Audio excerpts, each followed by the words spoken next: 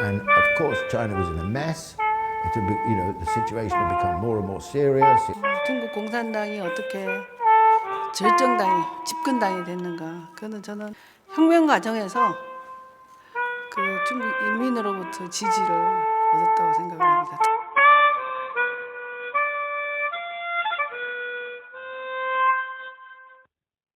One would be that in order to develop the country, it was necessary to get rid of landlordism.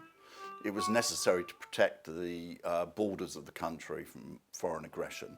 And it was necessary to develop industry. But there's a more fundamental reason. It's a question of national survival. And of course, China was in a mess. It had, the situation had become more and more serious. It was becoming increasingly fragmented.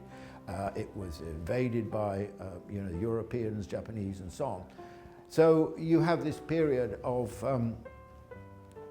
chaos, really, in China, broadly speaking, in the leading, all the way through the 20s, 30s, and leading up to and the war.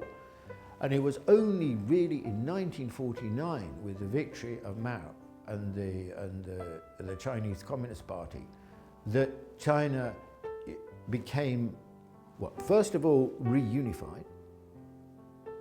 Secondly, expelled the foreign forces.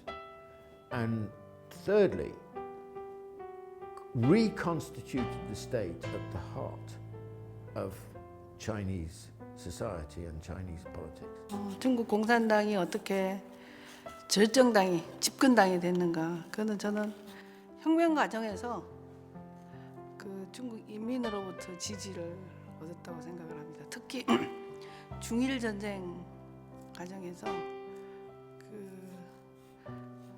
일본의 그 항일 전쟁에 가장 적극적으로 공산당이 동참했고, 그 과정에서 중국 국민들의 지지를 얻어내서 최종적으로 최후의 성자가 되지 않았나 생각을 하고요. 그런 점에서 중국 공산당의 그 중국인들로부터 정통성은 혁명을 승리로 이끌었다는 그게 아닐까 그렇게 생각을 합니다. I think the clearest is actually in the struggle against Japan, which is of course the reason why the Chinese Communist Party came to power. The leaders of the Kuomintang cooperated de facto in the situation where they did not see the main thing as to defeat Japan. They deployed their troops against the communists. When Japan was defeated, they appointed collaborators to take over important positions of power.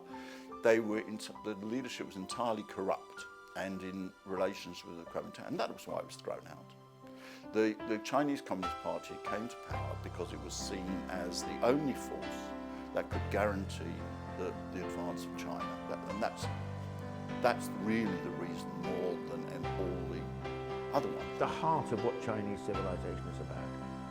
Unity is an absolute sort of cornerstone of China over a very long historic, hundreds and hundreds and hundreds of years. Likewise, the sense that China, can't accept being occupied by foreign powers is very important to China. So it was like the building blocks.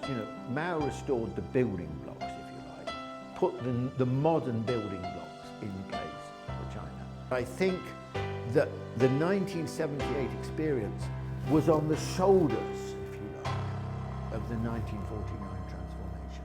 Without the expulsion of the foreign invaders, the reunification of China and the reconstitution of the state, that would not have been possible.